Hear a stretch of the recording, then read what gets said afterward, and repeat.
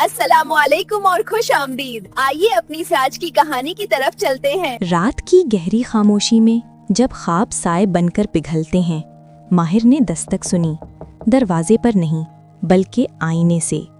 شمیلہ جاگ اٹھی، اس نے دیکھا ماہر سیدھا بیٹھا ہے، آنکھیں پوری کھلی، کمرے کے آخری سرے پر کھڑے لمبے آئینے کو گھورتا ہوا۔ ماہر نے کانپتی آواز میں سرگوشی کی، شمیلہ، کسی نے میرا نام پکارا ہے آئینے کے اندر سے۔ چاندنی لرز اٹھی، آئینہ اندر سے دھندلا گیا، جیسے کوئی پیچھے سے سانس لے رہا ہو۔ شمیلہ نے آہستہ سے اس کا کندھا تھاما۔ یہ صرف خواب ہے ماہر، سو جاؤ۔ لیکن اسے معلوم نہیں تھا، یہ صرف شروعات تھی۔ اگلی رات ماہر نیند میں ڈوبا اور خود کو ایک طویل حال میں پایا جو آئینوں سے بھرا ہوا تھا۔ ہر عکس مڑتا تھا، بگڑتا تھا، وہ مسکراتا تھا جہاں ماہر مسکرا نہیں رہا تھا۔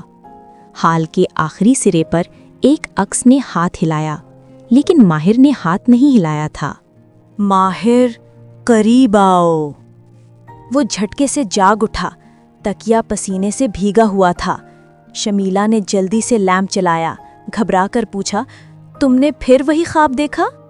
ماہر بس سر ہلا سکا۔ تیسری رات بدترین تھی۔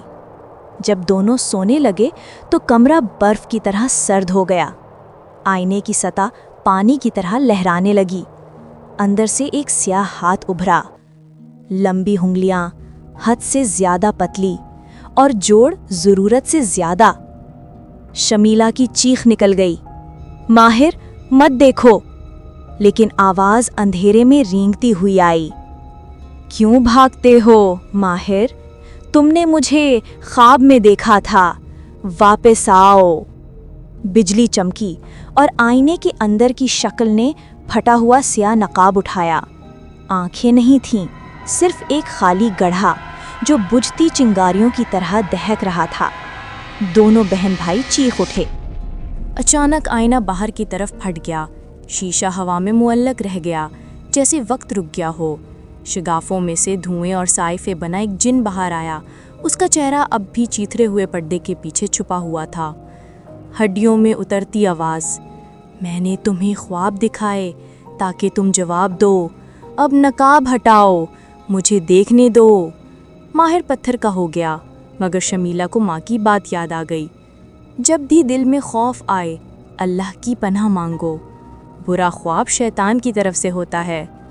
اس نے ماہر کا ہاتھ پکڑا اور بلند آواز میں آیت الکرسی پڑھنے لگی۔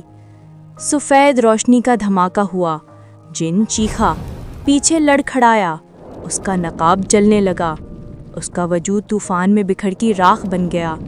ایک آخری چیخ کے ساتھ وہ ختم ہوا اور آئینہ پھر سے جڑ گیا، جیسے کچھ ہوا ہی نہیں تھا۔ خاموشی۔ ماہر ہچکیوں کے ساتھ رو پڑا۔ شمیلہ نے اسے گلے لگا لیا۔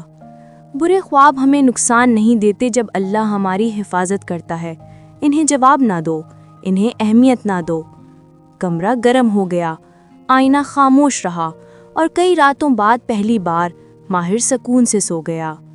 ہمارے پیارے نبی صلی اللہ علیہ وآلہ وسلم نے فرمایا، اچھا خواب اللہ کی طرف سے ہے اور برا خواب شیطان کی طرف سے۔ اس لیے جب بھی ڈراؤنا خواب آئے، بسم اللہ کہو، اس سے منہ موڑ لو اور خوف کو اپنے قریب نہ آنے دو۔ سونے سے پہلے آیت الکرسی پڑھو، برے خوابوں کو نظر انداز کرو، اللہ پر بھروسہ رکھو، اور شیطان کی سرگوشیاں بے اثر ہو جائیں گی۔